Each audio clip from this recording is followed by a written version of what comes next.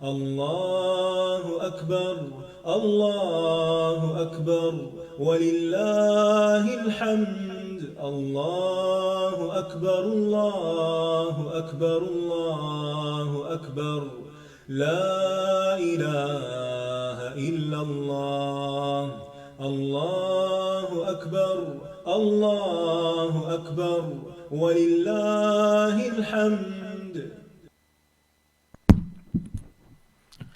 السلام علیکم ورحمۃ اللہ وبرکاتہ. نحمده ونصلی علی رسولہ الکریم. اما بعد فاعوذ باللہ من الشیطان الرجیم.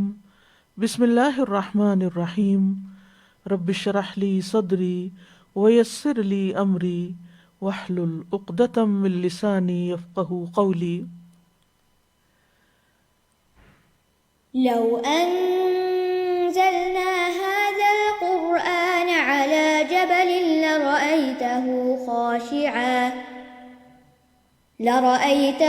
خاشعا متصدعا من خشية الله وتلك الأمثال نضربها للناس لعلهم يتفكرون.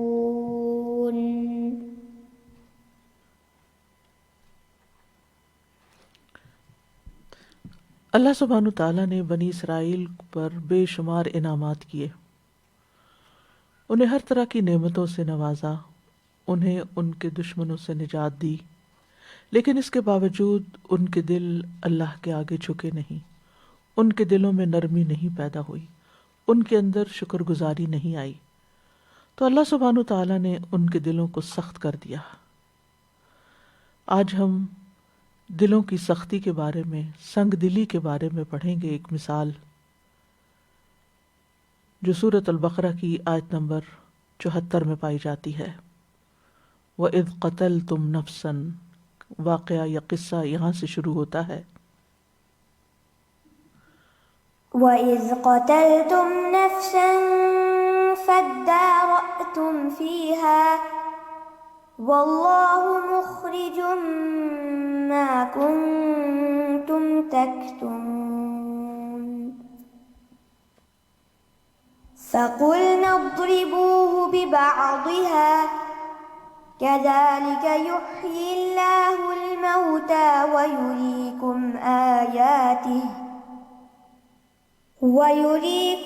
آيَاتِهِ لَعَلَّكُمْ تَعْقِلُونَ.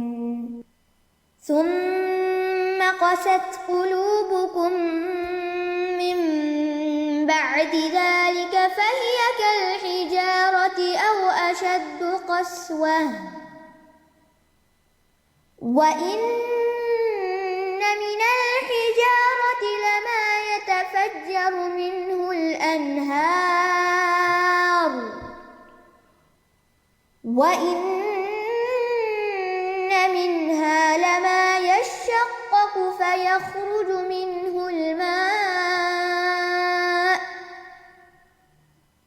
وَإِنَّ مِنْهَا لَمَا يَهْبِطُ مِنْ خَشْيَةِ اللَّهِ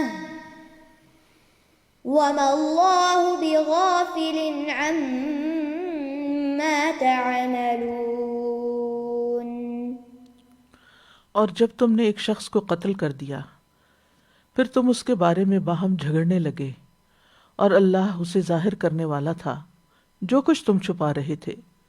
تو ہم نے کہا اس مقتول کو اس گائے کے بعض حصے سے ضرب لگاؤ، اسی طرح اللہ مردوں کو زندہ کرے گا، اور وہ تمہیں اپنی نشانیاں دکھاتا ہے تاکہ تم عقل سے کام لو. پھر اس کے بعد تمہارے دل سخت ہو گئے، گویا کہ وہ پتھروں کی طرح ہیں یا ان سے بھی زیادہ سخت.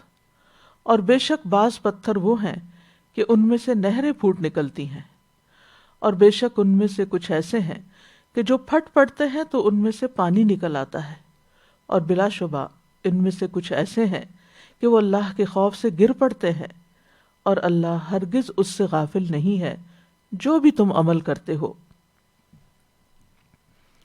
اس مثال کا سیاق و سباق کچھ اس طرح ہے کہ بنی اسرائیل کا ایک شخص بے اولاد تھا مگر بہت مالدار تھا، اس کا بھتیجا اس کا وارث بنتا تھا، تو بھتیجے نے چچا کو قتل کر دیا اور اس کی لاش کو رات کے وقت اپنے ہی یعنی بنی اسرائیل ہی کے ایک آدمی کے دروازے پر پھینک آیا، پھر یہ دعویٰ کر دیا کہ اس شخص نے اسے قتل کیا ہے۔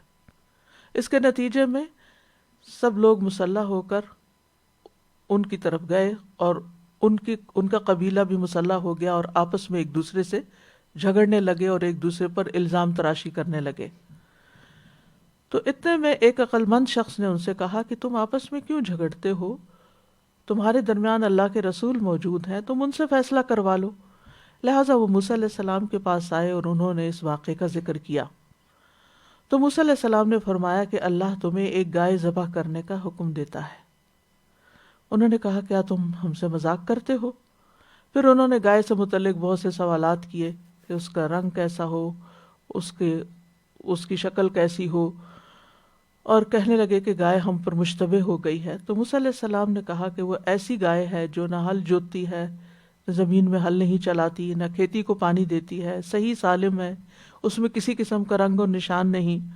تو انہوں نے کہا اب تم ٹھیک بات لائے ہو، اور پھر انہوں نے اس گائے کو ذبح کیا، اور لگتا ایسا تھا کہ وہ ذبح نہیں کریں گے۔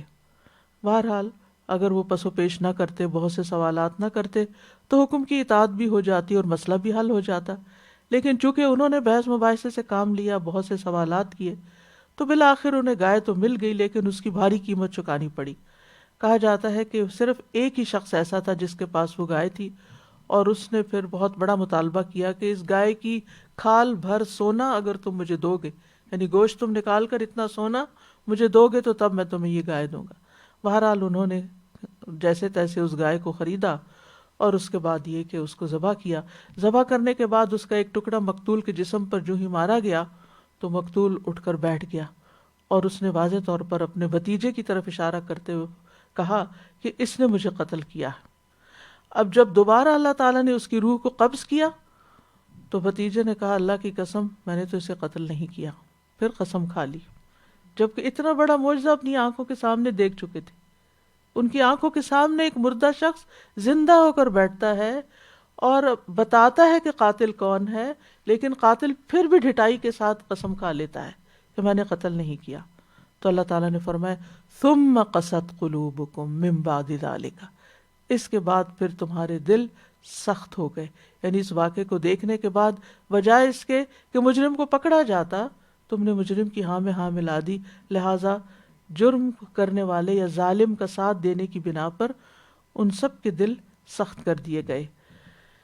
اسی طرح یہ ہے کہ طویل مدت گزرنے کے ساتھ ساتھ بنی اسرائیل کے دل سخت ہو گئے تھے، بہت سی انہوں نے آیات دیکھی، معجزات دیکھے، لیکن کسی نصیحت اور موعظت کو قبول نہیں کیا، اسی وجہ سے پھر ان کے دل سخت ہو گئے۔ ایک اور جگہ پر آتا ہے فَبِمَا نَقْضِهِمْ مِيثَاقَهُمْ لَعَنَّاهُمْ وَجَعَلْنَا قُلُوبَهُمْ قَاسِيَةً، ان کے اپنے عہد کو توڑنے کی وجہ سے، یعنی انہوں نے جو عہد اللہ سے باندھا اس کے توڑنے کی وجہ سے ہم نے ان پہ لعنت کی اور ہم نے ان کے دل سخت کر دیے۔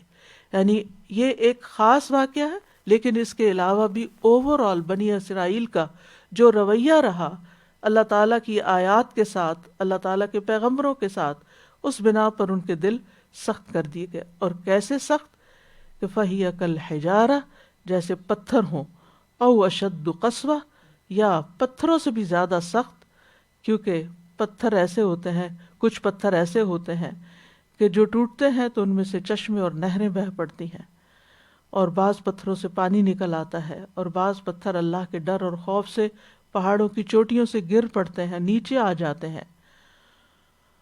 تو آئیے ہم دیکھتے ہیں کہ اس مثال سے اللہ سبحانہ وتعالیٰ کیا بات سمجھا رہے ہیں، اور بذات خود اس مثال کے اندر کتنی گہرائی پائی جاتی ہے۔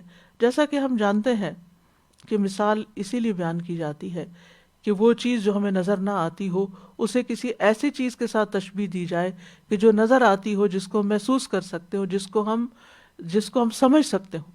تو دلوں کی سختی جو ہے وہ کسی کو نظر نہیں آتی، دلوں کی سختی ایک مانوی سختی ہے جس کو پتھروں کی سختی کے ساتھ تشبیہ دی گئی، بلکہ اس سے بھی زیادہ سخت چیز کے ساتھ۔ تو فرمایا ثم قست قلوبکم، پھر تمہارے دل سخت ہو گئے، ٹھوس ہو گئے، پتھریلے ہو گئے۔ قسط کا معنی ہوتا ہے سخت ہونا، خشک ہونا، سخت مزاج ہونا، اور اس کے برعکس دلوں کی نرمی ہوتی ہے، یعنی سختی کے برعکس نرمی ہوتی ہے جس میں رحمت اور سکینت اور خشوع پایا جاتا ہے، جس کے اندر اللہ تعالیٰ کی عظمت اور معرفت ہوتی ہے۔ تو ان کے دل ان سب خیر سے خالی تھے۔ اور قاسی کہتے ہیں عربی میں کہ ایسی چیز کہ جس کے اندر کسی دوسری چیز سے متاثر ہونے کی صلاحیت ہو اصلاً، لیکن کسی وجہ سے وہ صلاحیت ختم ہو جائے،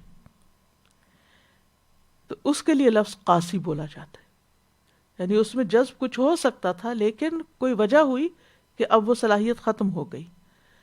یہی حال انسان کے دل کا ہے کہ اس میں اللہ تعالیٰ کے کلام کے ساتھ، اللہ تعالیٰ کی نصیحت کے ساتھ، دلائل کے ساتھ متاثر ہونے کی صلاحیت ہوتی ہے، مگر کچھ اسباب ایسے ہوتے ہیں، انسان کے کچھ اعمال ایسے ہوتے ہیں کہ جن کی وجہ سے اس کے اندر سے وہ صلاحیت ختم ہو جاتی ہے، اور دل کسی قسم کی خیر اور بھلائی کی بات کو قبول نہیں کرتے، وہ ان کے اندر نہیں جاتی۔ اور دل ہمارے سارے اعضاء کا بادشاہ ہے۔ جب دل کے اندر خشیت ہوتی ہے، دل کے اندر تقویٰ ہوتا ہے، دل کے اندر ایمان ہوتا ہے، دل کے اندر نرمی ہوتی ہے، تو اس کا اثر پورے وجود پر ہوتا ہے، انسان کی پوری زندگی پر ہوتا ہے، اس کے پورے اعمال پر ہوتا ہے۔ اور جب دل سخت ہو جاتے ہیں تو سخت سے سخت بات اور پیار بھری بات اور نصیحت بھری بات پھر اثر نہیں کرتی۔ نتیجہ کیا ہوتا ہے کہ انسان خیر کی باتوں کو ایک کان سے سنتا ہے، دوسرے سے نکال دیتا ہے، بڑی بڑی عبرتناک واقعات اور مثالیں اپنے سامنے دیکھتا ہے، لیکن اس کے دل پر کسی قسم کا کوئی اثر نہیں ہوتا۔ یہاں یہ بات یاد رکھیے، ایک دل کی قوت بھی ہوتی ہے، وہ دل کی مضبوطی ہوتی ہے، دل کا ثبات ہوتا ہے، جماؤ ہوتا ہے، کسی کام کو کرنے کی صلاحیت اور توفیق ہوتی ہے۔ اس کے مقابلے میں سختی ایک مذموم چیز ہے۔ قوت، دل کی قوت، دل کا مضبوط ہونا، بہادر ہونا، یہ اس کی خوبی ہے، یہ قابل تعریف ہے، جبکہ دل کی سختی قابل مذمت ہے۔ تو دل کو سخت نہیں ہونا چاہیے بلکہ طاقتور ہونا چاہیے، کمزور نہیں ہونا چاہیے، بزدل نہیں ہونا چاہیے، لیکن نرم ہونا چاہیے۔ فرمایا ثم قست قلوبکم من بعد ذلک، اس کے بعد، یعنی اوپر جو واقعہ گزرا خاص طور پر اس کے بعد، لیکن عمومی طور پر ان سارے انعامات اور معجزات کو دیکھنے کے بعد جو اللہ تعالیٰ نے بنی اسرائیل کو دیے، جیسے اللہ تعالیٰ نے ان کی توبہ قبول کر لی، پھر اسی طرح من و سلوہ انہیں دیا، پھر اسی طرح ان پر جب پہاڑ معلق کر کے ان سے وعدہ لیا کہ خذوا ما آتیناکم بقوہ، کتاب کو مضبوطی سے پکڑو، پھر اس کو ٹال دیا، پھر آپ دیکھیے کہ کس طرح دشمنوں سے نجات دی، کس طرح ان کو تورات دی گئی، ان کے اندر پیغمبر بھیجے گئے۔ تو یہ سارے جو انعامات تھے، ایک کے بعد ایک نعمت، ایک کے بعد ایک نعمت، جس کا ان آیات سے پہلے تفصیل کے ساتھ سورۃ البقرہ میں ذکر ہو چکا ہے، اور یہ اس سلسلے کی ایک طرح سے آخری آیت ہے کہ جس میں یہ بتایا گیا کہ ان ساری چیزوں کو پا کر تم نے جب اللہ کی بات نہیں مانی تو پھر تمہارے دل سخت ہو گئے۔ اللہ سبحانہ وتعالیٰ نے بنی اسرائیل کو طیبات عطا کی تھی، اللہ سبحانہ وتعالیٰ نے ان کو دشمن سے نجات عطا کی تھی، ان کے اندر انبیاء بھیجے تھے، وہ ان کو باقی جہان والوں پر فضیلت عطا کی تھی۔ وَأَنِّي فَضَّلْتُكُمْ عَلَى الْعَالَمِينَ، یعنی ہر طرح کے انعامات اور اکرامات تھے، لیکن اتنی ہی شدت کے ساتھ ان کی طرف سے نافرمانیاں بھی تھیں اور ڈھٹائی کا رویہ تھا، جو ہمارے لیے ایک بہت بڑا سبق ہے کہ اگر کوئی بھی ایسی قوم جس پر اللہ تعالیٰ کے انعامات ہوں، جس کے پاس اللہ کا پیغمبر آیا ہو، جس کے پاس اللہ کی کتاب محفوظ شکل میں ہو، اور پھر وہ اس کو کوئی اہمیت نہ دے، تو پھر اللہ سبحانہ وتعالیٰ ان سے ہدایت کی توفیق چھین لیتا ہے۔ یہاں ان کے دلوں کی سختی کو کس چیز سے مثال دی گئی؟ کالحجارہ، فہی کالحجارہ، تو ان کی مثال پتھروں جیسی ہو گئی، او اشد قسوہ، یا اس سے بھی زیادہ سخت، یعنی وہ سختی میں پتھر کی مانند ہے، اور پتھر جو ہے وہ لوہے سے بھی سخت ہوتا ہے، کیونکہ فولاد ہو، سیسا ہو، پتھر ہو، لوہا ہو، پیتل ہو، اس قسم کی جتنی بھی دھاتیں ہیں جو سخت دھاتیں ہوتی ہیں، جب انہیں آگ میں پگھلایا جاتا ہے وہ پگھل جاتی ہیں۔ اس کے برعکس پتھر آگ میں پگھلتا نہیں ہے، وہ ٹوٹ جاتا ہے، ریزہ ریزہ ہو جاتا ہے، لیکن میلٹ نہیں ہوتا۔ تو یہاں اسی لیے دلوں کو پتھروں سے تشبیہ دی گئی کہ وہ جب سخت ہو جاتے ہیں تو پھر وہ پگھلتے نہیں، پھر ایسے لوگوں پر اللہ کا کلام اثر نہیں کرتا۔ پھر فرمایا او اشد، او یہاں شک کے لیے نہیں ہے کہ اللہ تعالیٰ کو نعوذ باللہ شک تھا کہ وہ پتھروں کی طرح تھے یا پھر وہ اس سے بھی سخت تھے، یہ شک کی بات نہیں ہے، بلکہ اس کے کئی معنی کیے گئے ہیں۔ ایک معنی یہ ہے کہ بل کے معنوں میں اضراب کے لیے کہ پتھر کی طرح بلکہ اس سے بھی سخت، یا پھر تنویع کے لیے ہے۔ تنویع کہتے ہیں اقسام بیان کرنے کو، یعنی ان کے دل پتھر، کچھ لوگ ایسے ہیں جن کے دل پتھروں کی طرح، بنی اسرائیل کے، کیونکہ درجات ہوتے ہیں نا لوگوں کے بھی، اور کچھ کے تو اس سے بھی زیادہ سخت ہیں، یہ معنی بھی کیا گیا ہے۔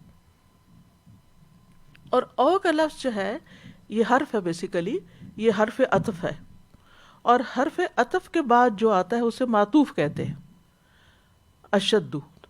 اور اس کا قاعدہ لغت عربی کے مطابق معطوف کا اعراب وہی ہوتا ہے جو حرف عطف سے پہلے کا ہوتا ہے۔ تو حرف عطف سے پہلے کیا ہے؟ کل حجارتی زیر آ رہی ہے، لیکن او اشدو آ گیا ہے، ہونا تو چاہیے تھا او اشدی، لیکن اشدو آ گیا۔ تو ایسا کیوں ہے؟ یہ قرآن کا اعجاز ہے۔ یہاں پر آپ دیکھیے کہ اصل میں اشدو سے پہلے ہم محذوف ہے، اور اشدو اس کی خبر ہے، یعنی ہم اشد قسوہ، اور یوں یہ جملہ اسمیہ بن جاتا ہے۔ اور لغت میں جملہ اسمیہ جو ہے یہ ثبات کا معنی دیتا ہے، یعنی ایسا ہی ہے، یعنی یہ بات جو کہی گئی ہے کہ او اشد قسوہ، تو اس پر بعض لوگوں نے اعتراض کیا کہ کیا اللہ تعالیٰ کو پتہ نہیں تھا کہ وہ حجارہ ہیں یا زیادہ سخت ہیں، پتھر ہیں یا پتھروں سے بھی سخت ہیں؟ تو بات یہ ہے کہ بعض یہود کے دل حجارہ تھے اور بعض اس سے بھی زیادہ سخت تھے، اور اسی طرح ہم جانتے ہیں کہ دلوں کی حالت بدلتی بھی رہتی ہے، تو بعض وقت وہ حجارہ کی طرح ہوتے تھے، پتھر کی طرح، اور بعض اوقات اس سے بھی زیادہ سخت۔ اب دیکھیے کہ پتھر کے لیے سخت ہونا ایک خوبی ہے، یعنی پتھر کا سخت ہونا اس کے لیے خیر کا باعث ہے، کیونکہ اس سے سختی مطلوب ہے۔ جو کام پتھر سے لیا جانا ہے اس کے لیے اس کو پتھر ہی ہونا چاہیے، کیونکہ اگر وہ پتھر نو مثال کے طور پر پہاڑ ہیں، چٹانیں ہیں، اگر یہ پہاڑ سخت نہ ہو تو کیا ہو؟ ہوا آئے اور سب کو اڑا کے لے جائے، بارش برسے اور سب بہہ جائیں، یا دھوپ نکلے اور اگر مثلا برف بھی ہے تو وہ بھی ساری پگھل جائے۔ تو پتھروں کے لیے تو سختی ان کی خوبی ہے، لیکن انسان کے لیے پتھر جیسا ہونا اس کی مذمت ہے۔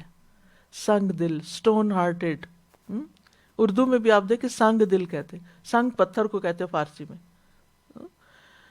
تو حجارہ کے بھی اپنے فائدے ہیں، یعنی پتھروں کے اپنے فائدے ہیں جو کہ آگے آیت میں آ رہے ہیں، لیکن جب کوئی شخص پتھر جیسا ہو جاتا ہے، پتھر دل ہو جاتا ہے، جیسے اردو میں کہتے ہیں پتھر دل ہے فلاں، تو پتھر دل ہو جاتا ہے تو پھر اس کے اندر سے کوئی خیر نہیں نکلتی۔ یعنی پتھر اپنی اصلی شکل میں بڑی خیر رکھتا ہے اپنے اندر، لیکن انسان جب پتھر بنتا ہے تو اس کے اندر تو کوئی خیر رہتی ہی نہیں، اور صرف پتھر یا چٹان یا کوئی پتھر کا ٹکڑا چھوڑے، بڑے بڑے پہاڑ، جب کوہ طور نے تجلی دیکھی اللہ سبحانہ وتعالیٰ کی تو کیا ہوا؟ ریزہ ریزہ ہو گیا۔ حالانکہ پتھروں کو توڑنے کے لیے بہت بڑی فورس چاہیے ہوتی ہے، جی ڈائنامائٹ چاہیے ہوتا ہے، اٹامک فورسز چاہیے ہوتی ہے پتھروں کو توڑنے کے لیے، لیکن وہ پہاڑ ریزہ ریزہ ہو گیا آن کی آن میں۔ اسی طرح موسیٰ علیہ السلام نے جب عصا مارا تھا چٹان کے اوپر تو کیا ہوا؟ اس سے 12 چشمے پھوٹ پڑے، اس میں سے خیر نکل پڑی. اسی طرح لو انزلنا هذا القرآن على جبل لرأيته خاشعا متصدعا من خشیۃ اللہ، اگر ہم اس قرآن کو کسی پہاڑ پر اتارتے، یعنی اللہ کا کلام اپنے اندر اتنی قوت رکھتا ہے کہ اگر یہ پہاڑ پر بھی اترے تو پہاڑ بھی ریزہ ریزہ ہو جائے، ٹکڑے ٹکڑے ہو جائے، اللہ کے ڈر سے جھک جائے، پست ہو جائے. اور یہاں اسی لیے فرمایا، اور یہ مثالیں ہم لوگوں کے لیے بیان کرتے ہیں تاکہ وہ غور و فکر کریں کہ کہیں کہ اگر قرآن مجید میرے دل پر اثر نہیں کر رہا تو کہیں میرا دل سخت تو نہیں. یعنی یہ اپنا جائزہ لینے کی، جیسے آپ دیکھیں فزیکلی بھی اگر ہارڈ ہو جائے تو انسان کے لیے موت ہو سکتی ہے، اس کا فنکشن ختم ہو سکتا ہے، اس کا کام کرنا بند ہو سکتا ہے، تو وہ انسان کے لیے موت کا پیغام ہوتا ہے. اور اسی طرح اسپرچولی بھی اگر دل سخت ہو جائے تو یہ انسان کی روحانی موت ہوتی ہے. تو ہم میں سے ہر ایک کو اپنے دل کا جائزہ لینا چاہیے. وہ کہتے ہیں نا 3 مواقع پر اپنے دل کا جائزہ لیتے رہو، قرآن سنتے وقت، ذکر کی محفلوں میں، اور تنہائی کے اوقات میں. اگر اس میں دل نہ لگے تو سمجھو کہ پھر دل نہیں، پتھر ہے سینے میں. تو ہم سب کو اپنے دلوں کا جائزہ لینا چاہیے کہ قرآن سنتے وقت ہماری کیفیت کیا ہوتی ہے، ہمارا دل کتنا لگتا ہے، ہمارے اندر کیسا ارتعاش آتا ہے. کیونکہ جب زلزلہ آتا ہے یا زمین کے اندر ارتعاش پیدا ہوتا ہے تو پتھر بھی کانپ اٹھتے ہیں، پتھر گر پڑتے ہیں، پتھر ٹوٹ جاتے ہیں. لیکن انسان ہے کہ اس پر اللہ کا کلام اثر نہیں کرتا. تو فرمایا وَإِنَّ مِنَ الْحِجَارَةِ، اور بے شک بعض پتھر، لما، البتہ ایسے ہیں جو يَتَفَجَّرُ مِنْهُ الْأَنْهَارُ، اس میں سے نہریں پھوٹ پڑتی ہیں. یتفجر، تفجر کا معنی ہوتا ہے کثیر مقدار میں، وسیع پیمانے پر کسی چیز کا پھٹنا. اور نہریں جو ہوتی ہیں اس میں آپ دیکھیں کہ زیادہ پانی نکلتا ہے نا، زیادہ پانی بہتا ہے. یعنی کچھ پتھر ایسے بھی ہیں جہاں سے پانی کی نہریں پھوٹتی ہیں، جن سے لوگ خود پانی پیتے ہیں، اپنے کھیتوں اور جانوروں کو پلاتے ہیں اور بہت سے فائدے اٹھاتے ہیں. اور پتھر جب پھٹتا ہے تو کہتے ہیں کہ 1 مکعب میٹر پتھر کو توڑنے کے لیے 16,700 ٹن فورس کی ضرورت ہوتی ہے، اور 37 ملین پاؤنڈ فورس کی صرف 3/3 پتھر کو توڑنے کے لیے ہوتی ہے. یعنی اگر آپ اس کو کرش کرنا چاہیں تو 73 ملین پاؤنڈز فورس آپ کو چاہیے. لیکن یہ پتھر اللہ کے ڈر سے کیسے پھٹتے ہیں، اللہ کے حکم سے کیسے پھٹتے ہیں کہ وہاں سے پانی نکل آتا ہے. اصل میں آپ دیکھیں کہ جب بادل اور بارش آتی ہے تو زمین کے اندر پانی جذب ہونا شروع ہو جاتا ہے اور وہ زمین کے اندر کی سٹریمز کے چلا جاتا ہے. لیکن ان سٹریمز کے اوپر آس پاس پتھر بھی ہوتے ہیں جس کی وجہ سے وہ پانی زمین سے باہر نہیں نکلتا. جب زلزلے آتے ہیں یا جب اللہ کا حکم ہوتا ہے اور ان چٹانوں کے اندر کریکس ہوتے ہیں تو پھر ان سے پانی گش کر کے باہر نکلتا ہے اور بڑی بڑی نہریں اور دریا جاری ہو جاتے ہیں اور ان سے بڑے وسیع پیمانے پر خیر پھوٹتی ہے جس سے بے شمار انسانیت سیراب ہوتی ہے.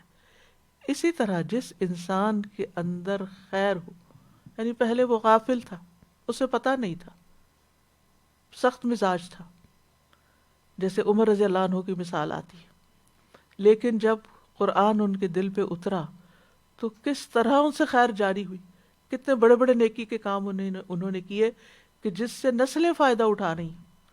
کیونکہ نہروں سے جو پانی نکلتا ہے وہ پھر بہتے بہتے میلوں، سینکڑوں میل دور تک چلا جاتا ہے، اس کے اثرات بہت دور دور تک جاتے ہیں. اور سورس کیا ہے؟ پتھر کا پھٹنا. تو جس انسان کا دل نرم ہو جاتا ہے، اس کی سختی ختم ہو جاتی ہے، پھر اس کے اندر دوسروں کے لیے بے پناہ بھلائی آ جاتی. وہ ہر ایک کی خیر سوچتا ہے، ہر ایک کے لیے بھلا کرتا ہے، ہر ایک کو فائدہ پہنچاتا ہے. اور پھر فرمایا وَإِنَّ مِنْهَا لَمَا يَشَّقَّقُ، اور ان میں سے بعض ایسے ہیں جو شق ہو جاتے ہیں، کریک ہو جاتے ہیں، فَيَخْرُجُ مِنْهُ الْمَاءُ، تو اس میں سے پانی رسنے لگتا ہے، پانی نکلتا ہے. یعنی پہلے درجے میں زیادہ پانی نکلتا ہے، لیکن چونکہ دلوں کی بھی حالتیں، پتھروں کی بھی، اور ان کے مقام کے کہاں پر وہ پتھر ہیں، کتنے سائز کے ہیں، کیونکہ سختی میں بھی پتھر مختلف ہوتے ہیں، تو پھر اس کے اندر سے دوسری قسم کے پتھر سے جب وہ کریک ہوتا ہے تو پانی نکلنے لگتا ہے. اور یہ پہلی قسم کے پتھروں سے کم درجے کے ہیں.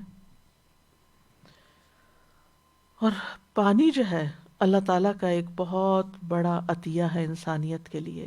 انسان کی زندگی اس پر قائم ہے. صرف انسان نہیں، حیوان، نباتات سب پانی کے محتاج ہوتے ہیں.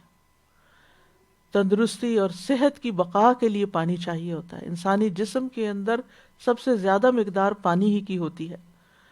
وَجَعَلْنَا مِنَ الْمَاءِ كُلَّ شَيْءٍ حَيٍّ، ہر زندہ چیز جو ہے اس کی بنیاد پانی ہے. پانی کے بغیر انسانی زندگی کا تصور بھی نہیں. ہر چیز کی اصل پانی ہے. ابو ہریرہ کہتے ہیں کہ ایک مرتبہ وہ نبی صلی اللہ علیہ وسلم کے پاس آئے اور کہا، یا رسول اللہ صلی اللہ علیہ وسلم، جب میں آپ کو دیکھتا ہوں تو میرا دل ٹھنڈا ہو جاتا ہے، آنکھوں کو قرار آ جاتا ہے. آپ مجھے ہر چیز کی اصل بتائیے. آپ نے فرمایا، ہر چیز پانی سے پیدا کی گئی ہے. یعنی گویا زندگی، عمارت سے مراد آبادی اور خوشحالی کی بنیاد پانی ہے. تو اس کے بغیر تو زندگی ہی نہیں. تو کتنا ضروری ہے کہ انسان کے اندر نرمی ہو، کہ اس کے آنسو بہہ پڑے. یعنی دل کی نرمی کا اظہار کہاں سے ہوتا ہے؟ آنکھوں سے پانی بہہ کے، اس کے اندر، جسم کے اندر اس کے رونگٹے کھڑے ہو کر، اس کے کھال نرم ہو کر، یعنی اس کا اثر پھر پورے جسم پر پڑتا ہے، اس کا اظہار بھی ہوتا ہے. وَإِنَّ مِنْهَا لَمَا يَهْبِطُ مِنْ خَشْيَةِ اللَّهِ، اور کچھ پتھر ایسے ہوتے ہیں کہ ان سے پانی تو نہیں نکلتا، لیکن اللہ کے ڈر سے وہ گر پڑتے ہیں، پہاڑوں کی چوٹیوں سے نیچے آ جاتے ہیں. وہ کہاں اونچے لگے ہوئے تھے اور کہاں وہ لڑکتے لڑکتے لڑکتے نیچے آ گئے. یہبط، حبوط کا معنی ہے اوپر سے نیچے آنا. اور یہاں خشیت اللہ کا لفظ استعمال ہوا ہے. اور خشیت اس خوف کو کہتے ہیں جس کے ساتھ علم بھی ہو. جیسے آتا ہے نا، انما یخشی اللہ من عبادہ العلماء.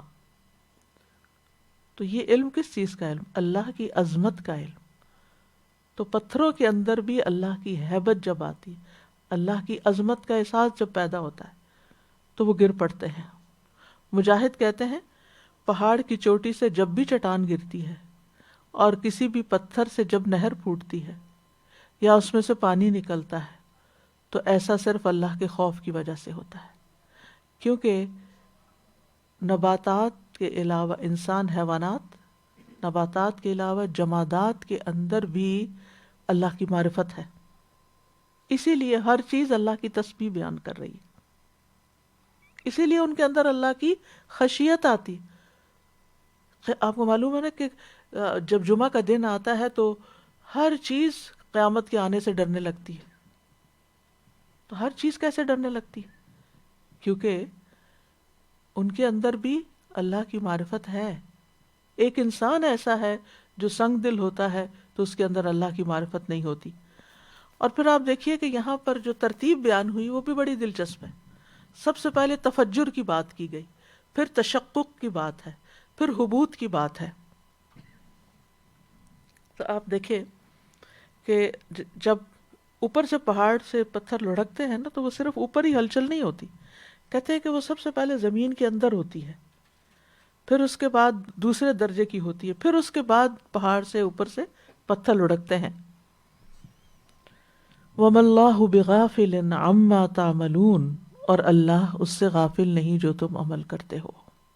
بِغَافِلٍ، با یہاں زائد ہے، تاکید کے لیے آئی ہے، اور یہ ایک طرح سے تہدید ہے، دھمکی ہے، خوف دلانا ہے کہ تم جو کر رہے ہو کر لو، اس کے بعد اللہ تعالیٰ تمہارا محاسبہ کرے گا اور تمہیں ایسی سزا دے گا جس کے تم مستحق ہوگے، کیونکہ تم نے اللہ کی نعمتوں کا انکار کیا، ناشکری کی، اللہ کے حکم کا انکار کیا.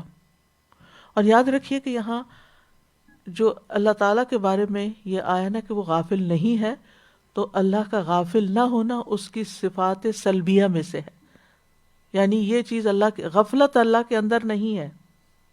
ٹھیک ہے. صفات سلبیہ ایسی ہوتی ہیں جن کا اللہ سبحانہ وتعالیٰ اپنی ذات سے نفی کر دیتا ہے کہ اللہ ایسا نہیں ہے، اور یہ دو چیزوں پر مشتمل ہوتی ہیں. ایک اس چیز کی نفی کرنا جس کا وہاں ذکر ہوا ہے، یعنی غفلت کی نفی ہے غافل میں، اور دوسرا اس کے برعکس اس کی صفت کمال کو ثابت کرنا. غافل نہیں تو پھر کیا ہے؟ پوری طرح جاننے والا ہے. تو اللہ اس سے غافل نہیں جو لوگ عمل کر رہے ہیں. اور اس کو ایک قرات میں یعملون بھی پڑھا گیا ہے، اور یہاں براہ راست بنی اسرائیل سے خطاب ہے، اس دور کے بھی جب یہ واقعہ پیش آیا، اور پھر اس کے بعد نبی صلی اللہ علیہ وسلم کے زمانے کے یہود جو ہیں ان سے بھی خطاب ہے، اور اس کے بعد بھی. اور پھر جیسا کہ آیات سے ایک سبق لینا ہوتا ہے، تو اس میں ہم سب کے لیے بھی ایک بہت بڑا سبق ہے کہ اگر ہم اللہ سبحانہ وتعالیٰ کے کلام سے اثر نہیں لیتے تو پھر یہ ڈرنے کی بات ہے، فکر مندی کی بات ہے. تو بنیادی طور پر تو بنی اسرائیل کی سرزنش کی گئی کہ تم عجیب قوم ہو کہ مردے کا جی اٹھنا تم نے اپنی آنکھوں سے دیکھا، پھر بھی تم اپنے کفر اور سرکشی پر ڈٹے رہے، تمہارے دل نرم نہ ہوئے، پتھر جیسے ہو گئے، اس سے بھی سخت ہو گئے. اور ہم جانتے ہیں کہ بنی اسرائیل کے دلوں کی سختی اس سے بھی پتہ چلتی کہ جو انہوں نے اللہ کے کلام کے ساتھ کیا، جو انہوں نے اللہ کے انبیاء کے ساتھ کیا.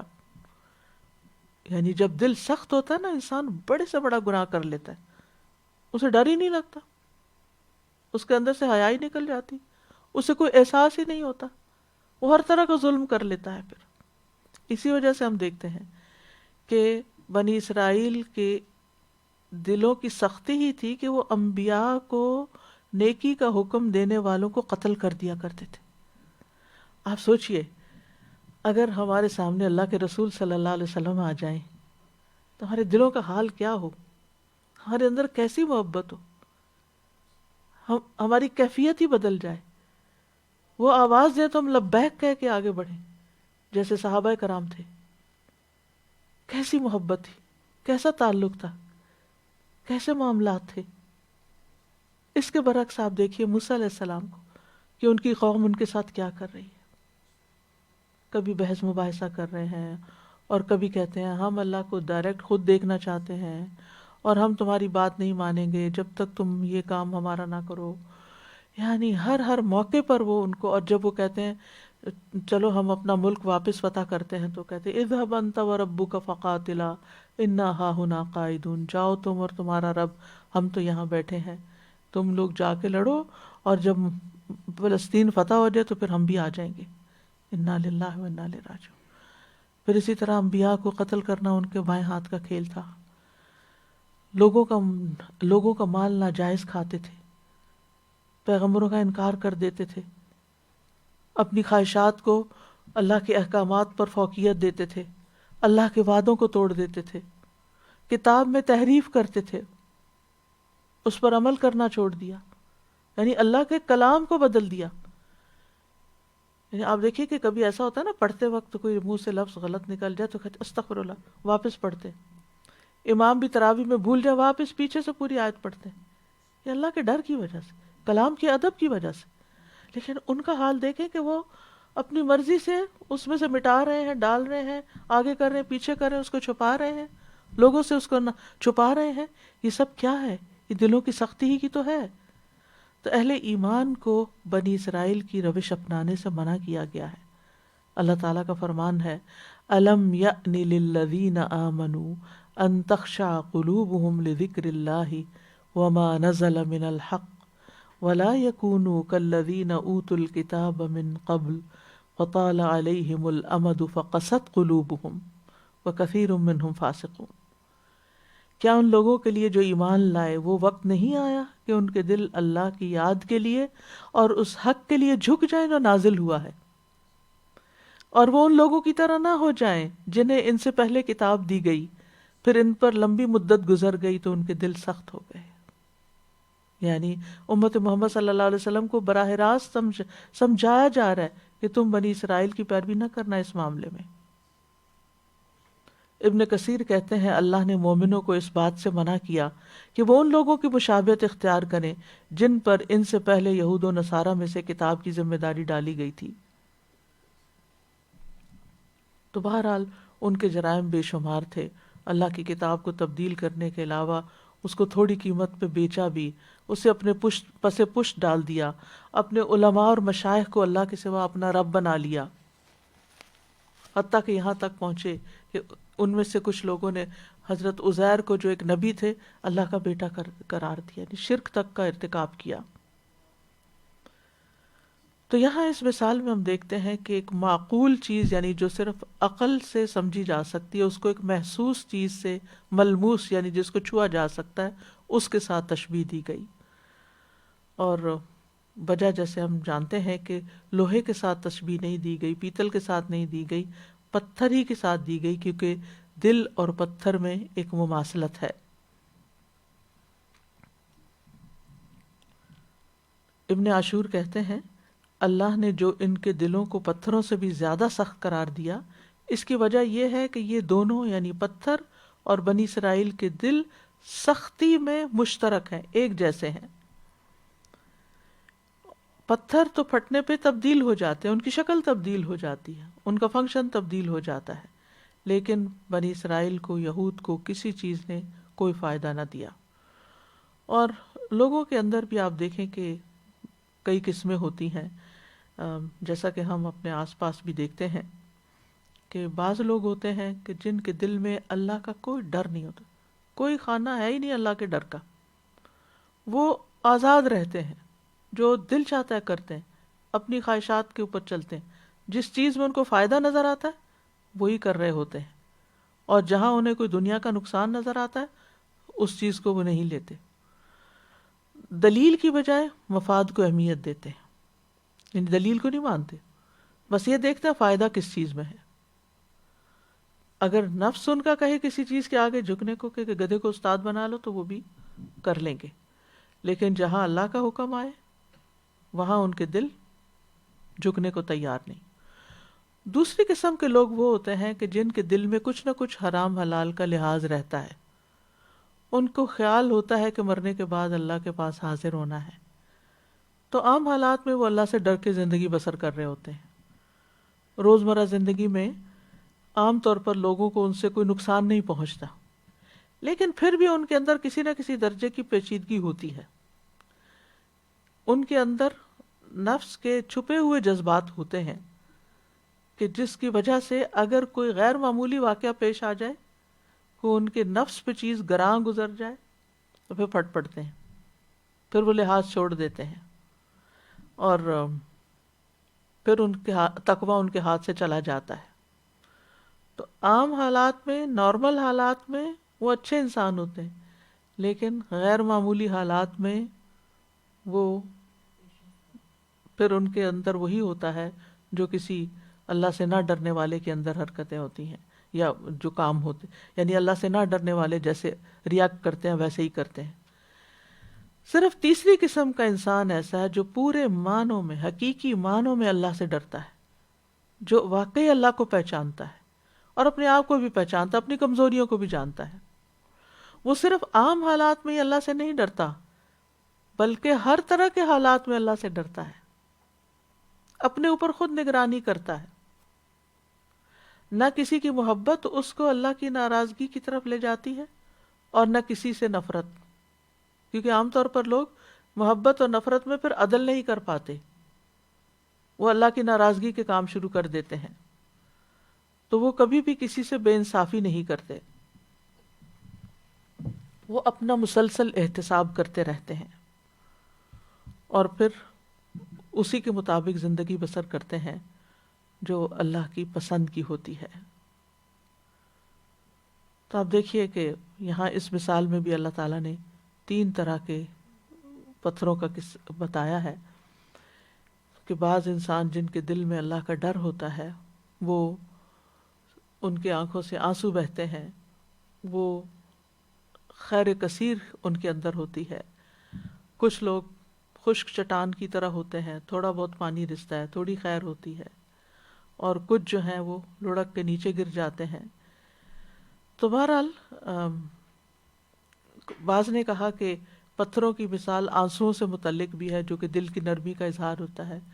کچھ لوگ زیادہ رونے والے ہوتے ہیں، کچھ لوگ کم روتے ہیں، اور کچھ کبھی بھی نہیں روتے، یا کچھ کا صرف دل روتا ہے. تو بہرحال یہ مختلف قسمیں بتائی گئی ہیں. اصل بات وہی ہے کہ پتھر ان انسانوں سے بہتر ہوتے ہیں کہ جن کے دل سخت ہوتے ہیں. بنیادی طور پر یہ بات سمجھائی گئی ہے، لیکن ویسے غور و فکر کی کئی چیزیں لوگوں نے بطور سبق لی ہیں. تو بہرحال چونکہ پتھروں کی 3 قسمیں ہیں، تو بعض انسان جو ہیں وہ خیر کی چابیاں ہوتے ہیں، جہاں جاتے ہیں خیر ہی پھیلاتے ہیں، مبارک ہی ہوتے ہیں. وَجَعَلَنِي مُبَارَكًا أَيْنَمَا كُنتُ، ان سے بڑا نفع پہنچتا ہے، بکثرت خیر ان سے نکلتی ہے.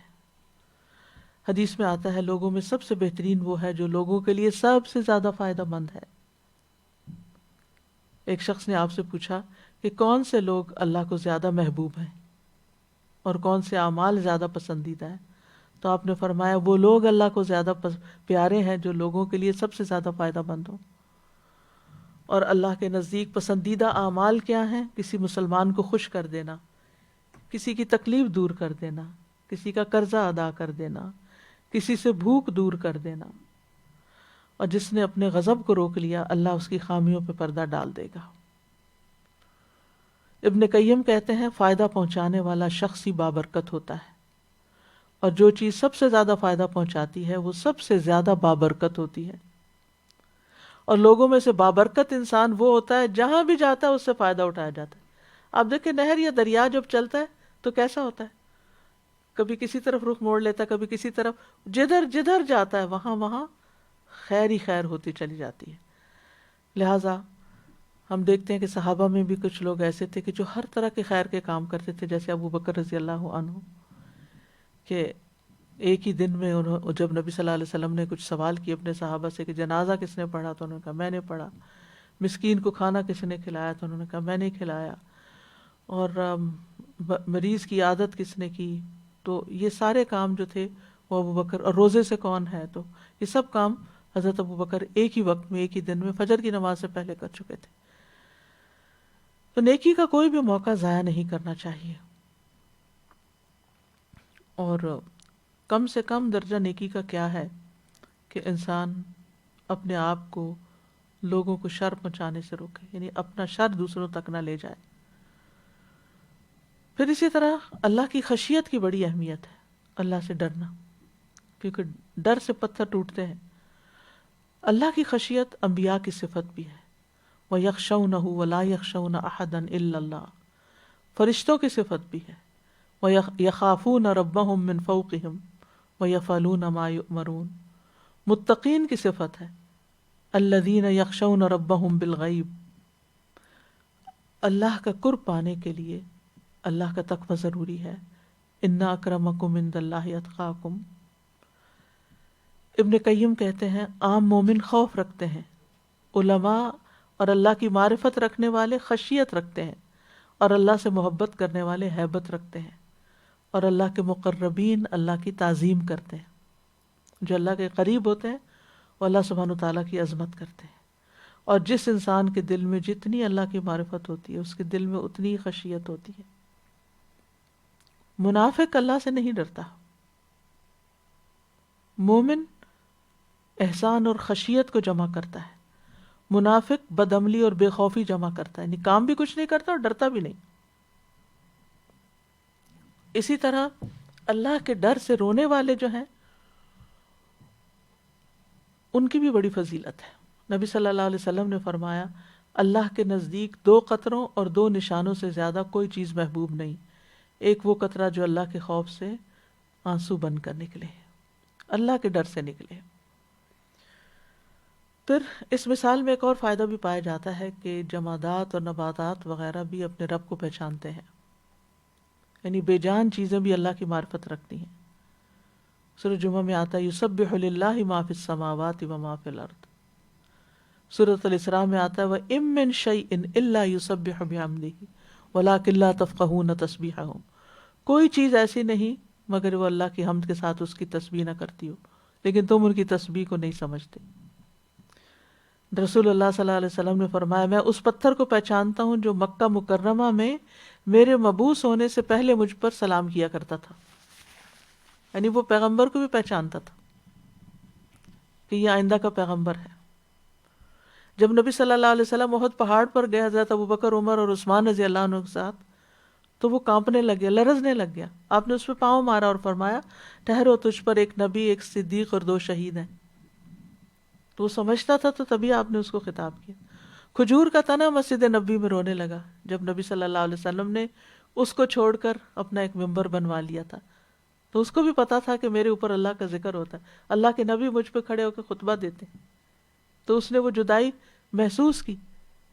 تو یہ جگہ ہمارے لیے، یعنی قیامت کے دن زمین بھی گواہیاں لائے گی، تو زمین بھی دیکھ رہی ہے نا سب کچھ کہ ہم کیا کر رہے ہیں اس کے اوپر، ہمارے آس پاس کی چیزیں سب میں ہمارے آثار جذب ہو رہے ہیں۔ پھر اسی طرح نبی صلی اللہ علیہ وسلم کے معجزات میں سے ایک معجزہ یہ کہ ایک موقع پر صحابہ کھانا کھا رہے تھے، تو آپ صلی اللہ علیہ وسلم نے کھانے کی تسبیح ان کو سنوائی۔ پھر اسی طرح اس مثال سے ایک اور فائدہ بھی ہے، ایک اور فائدہ یا ایک اور اہم بات پتہ چلتی ہے کہ دل ہمارے جسم کا سب سے قیمتی حصہ ہے، اور دل کے اوپر ہماری جسمانی اور روحانی صحت کا انحصار ہے۔ حدیث میں آتا ہے، بے شک جسم میں ایک گوشت کا ٹکڑا ہے، جب اس کی اصلاح ہو جاتی ہے تو تمام جسم کی اصلاح ہو جاتی ہے، جب وہ خراب ہوتا ہے تو سارا جسم خراب ہوتا ہے، سنو وہ دل ہے۔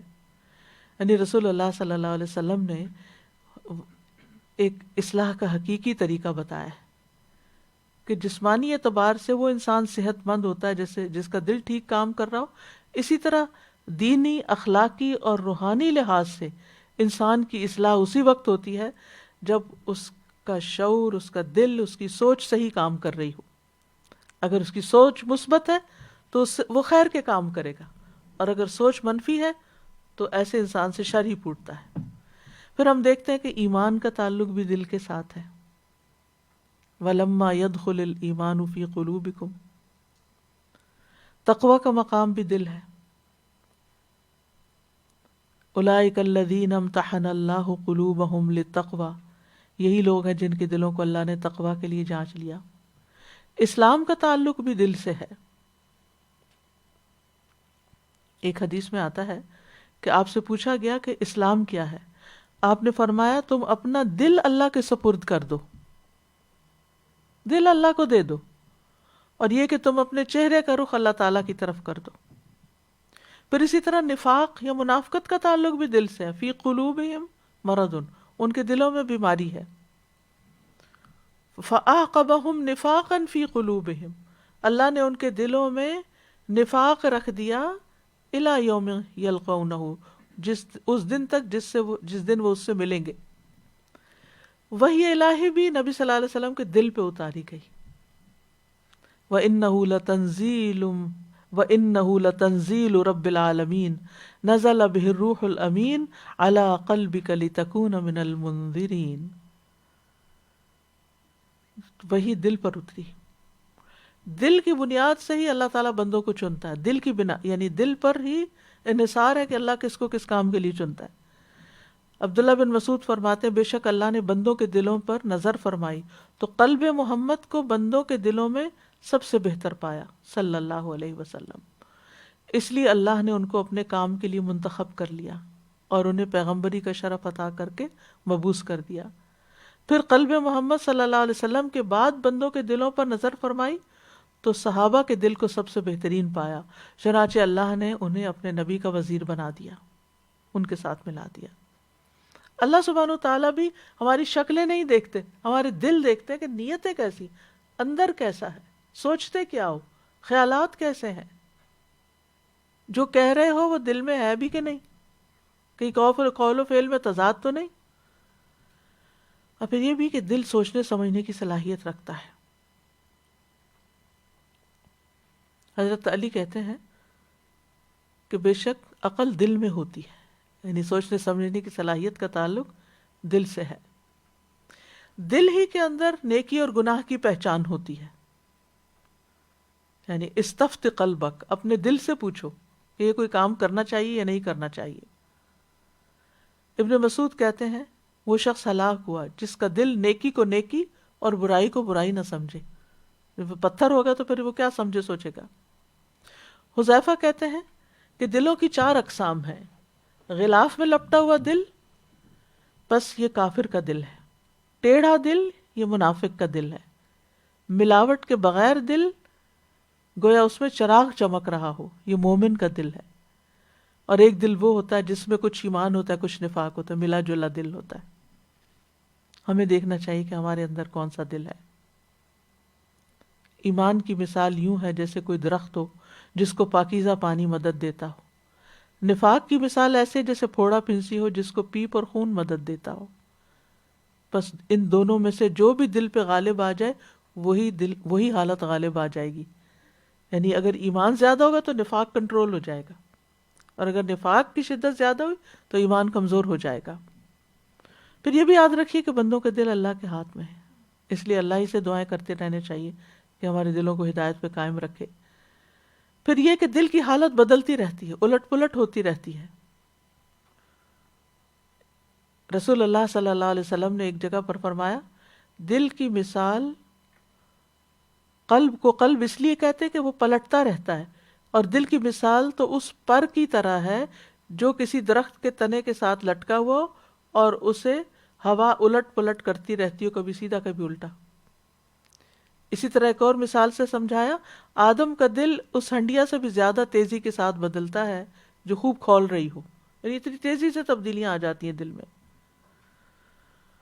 تو بہرحال دل کی سختی جو ہے وہ دل کی مذموم حالت ہے جس سے پناہ مانگنی چاہیے، کیونکہ اللہ سے ڈرنے والوں کی صفت کیا ہوتی ہے کہ جب ان کے سامنے قرآن پڑھا جاتا ہے تو ان کی کھالوں کے رونگٹے کھڑے ہو جاتے ہیں، وہ اپنے رب سے ڈرنے لگتے ہیں، پھر ان کی کھالیں اور ان کے دل اللہ کے ذکر کی طرف نرم ہو جاتے ہیں.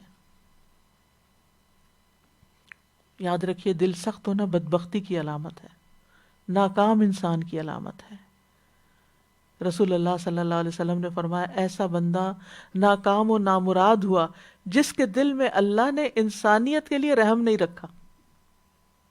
جس کے اندر کوئی رحم نہیں، وہ ناکام و نامراد ہے، اور جہنمی ہونے کی علامت ہے کہ انسان کے اندر سخت مزاجی ہو، بدخوئی ہو اور تکبر ہو. یعنی دل کی یہ سختی جو ہے، یہ ہجارہ جو ہے، یہ جہنم کا ہجارہ ہی بننے والا ہے. دل کی سختی کی وجوہات کیا ہوتی ہیں؟ ایمان کے بعد کفر کے رستے پہ چلنا، اللہ کی آیات سے اعراض برتنا، یعنی جب نصیحت کی جائے تو توجہ ہی نہ دینا، غفلت میں پڑے رہنا، لاہیتاً قلوبہم، اللہ کے ذکر سے روگردانی کرنا، منہ موڑ لینا، رب کو یاد نہ کرنا، فرائض سے پیچھے رہنا، خصوصاً جمعہ وغیرہ سے، گناہ کرنا، کیونکہ گناہ دلوں پہ غلبہ پا لیتے ہیں. رسول اللہ صلی اللہ علیہ وسلم نے فرمایا، دلوں میں سے ہر دل کے آگے گناہوں کے بادل آ جاتے ہیں.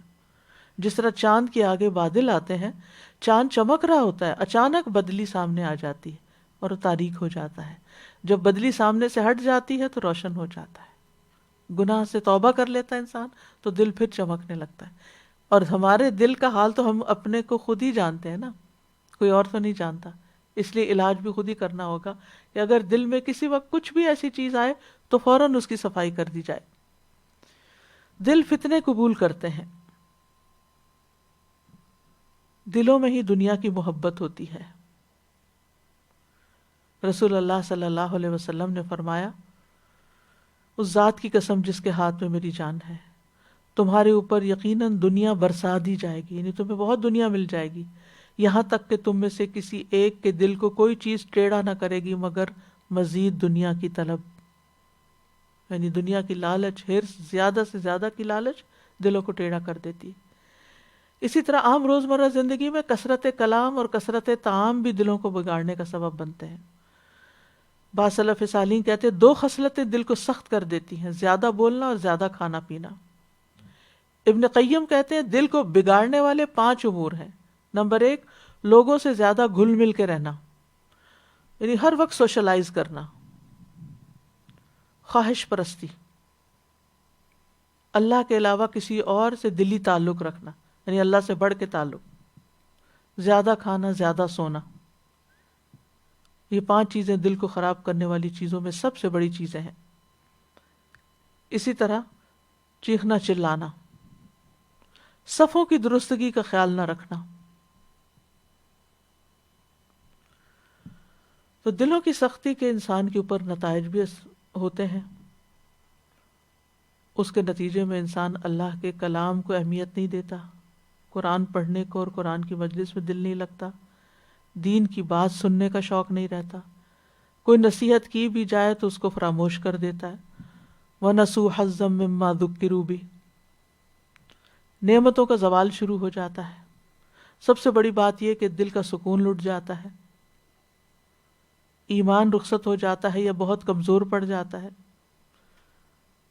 لوگوں کے اندر بھی لوگوں کی نفرت اور بغض کا باعث بھی بن جاتا ہے۔ دلوں کی سختی اور گمراہی جو ہے یہ اللہ تعالیٰ کی ناراضگی کا سبب بنتی ہے۔ علاج کیا ہے؟ ایمان کو مضبوط بنانے کے طریقے اختیار کریں، وہ چیزیں جو ایمان کو بڑھائیں، مضبوط کریں، مثلا قرآن کی کثرت سے تلاوت اور تدبر سے پڑھنا اس کو، کیونکہ قرآن شفا ہے۔ اپنی زبان کی اصلاح، رسول اللہ صلی اللہ علیہ وسلم نے فرمایا کسی آدمی کا ایمان درست نہیں ہوتا جب تک اس کا دل درست نہ ہو، اور اس کا دل درست نہیں ہوتا جب تک اس کی زبان درست نہ ہو جائے۔ تو اپنے منہ سے نکلے ہوئے الفاظ پہ غور کرنا، پھر یتیم اور مسکین کا لحاظ رکھنا، دل کو اخلاقی برائیوں سے پاک رکھنا، جیسے خیانت، حسد، بغض، نفرت۔ پھر رات کا قیام، سحری کے وقت اللہ کے آگے گڑ گڑا کے رونا، دعائیں کرنا، نیک صحبت، حلال کھانا، ہر ماہ 3 روزے رکھنا، گناہ ہونے پر فوری توبہ کرنا، روزانہ 100 بار استغفار کرنا۔ رسول اللہ صلی اللہ علیہ وسلم نے فرمایا میرے دل پر پردہ سا آ جاتا ہے، اسی وجہ سے میں ایک دن میں 100 بار اللہ سے استغفار کرتا ہوں۔ یہ ہمیں لازم اپنے اوپر کر لینا چاہیے، گن کے، یا تسبیح پکڑے یا انگلیوں پہ کرے، لیکن گن کے کم از کم 100 بار ضرور، اور سوچ کے استغفر اللہ استغفر اللہ استغفر اللہ، اور جتنا زیادہ اتنا ہی اچھا ہے۔ پھر کثرت سے موت کو، قبر کو، حشر کو، حساب کتاب، جسر جہنم، ان سب چیزوں کو یاد کرنا چاہیے۔ نبی صلی اللہ علیہ وسلم نے فرمایا لذتوں کو توڑنے والی چیز موت کا تذکرہ کثرت سے کیا کرو۔ قبرستان جانا عورتوں کے لیے تو منع ہے، لیکن مردوں کے لیے یا یہ کہ قریب سے گزرے انسان، اس سے عبرت پکڑے کہ ایک دن ہماری جگہ بھی یہی ہوگی، اللہ کرے وہ بھی نصیب ہو، کیونکہ اب اس قسم کی موتیں ہونے لگی ہیں کہ جس میں بعض اوقات وہ بھی نصیب نہیں ہوتی۔ رسول اللہ صلی اللہ علیہ وسلم نے فرمایا میں نے تمہیں قبرستان جانے سے منع کیا تھا، اب میرے اوپر یہ ظاہر ہوا کہ اس سے دل نرم ہوتے ہیں۔ سختی کا علاج ہے دلوں کی، آنکھیں آنسو بہاتی ہیں، آخرت کی یاد تازہ ہوتی ہے، اس لیے قبرستان جایا کرو۔ تو بہرحال خلاصہ یہ ہے کہ اگر انسان چاہتا ہے کہ اپنے دل کو نرم کرے تو پھر وہ کام کرے جس سے دل نرم ہوتے ہیں، اور سب سے اہم چیز یہ کہ دعا کرے، ربنا لا تزغ قلوبنا بعد اذ ہدیتنا وہب لنا من لدنک رحمہ انک انت الوہاب اللہم مصرف القلوب صرف قلوبنا علی طاعتک اللہم یا مقلب القلوب ثبت قلوبنا علی دینک اللہم انی اعوذ بک من شر سمعی ومن شر بصری ومن شر لسانی ومن شر قلبی ومن شر منی اللہم انی اعوذ بک من علم لا ينفع ومن قلب لا يخشع ومن نفس لا تشبع ومن دعوة لا يستجاب لها اللہم اغسل قلبی بماء الثلج والبرد ونق قلبی من الخطایا كما ينقى الثوب الأبيض من الدنس كما نقيت الثوب الأبيض من الدنس وباعد بيني وبين خطاياي كما بعدت بين المشرق والمغرب اللهم إني أسألك الثبات في الأمر والعزيمة على الرشد وأسألك موجبات رحمتك وعزائم مغفرتك وأسألك شكر نعمتك وحسن عبادتك وأسألك قلبا سليما ولسانا صادقا وأسألك قلبا سليما ولسانا صادقا وأسألك من خير ما تعلم وأعوذ بك من شر ما تعلم وأستغفرك لما تعلم إنك أنت علام الغيوب ربنا تقبل منا إنك أنت السميع العليم وتب علينا إنك أنت التواب الرحيم وصلى الله على سيدنا محمد وعلى آله وأصحابه وأهل بيته أجمعين برحمتك يا أرحم الراحمين سبحانك اللهم وبحمدك أشهد أن لا إله إلا أنت أستغفرك وأتوب إليك.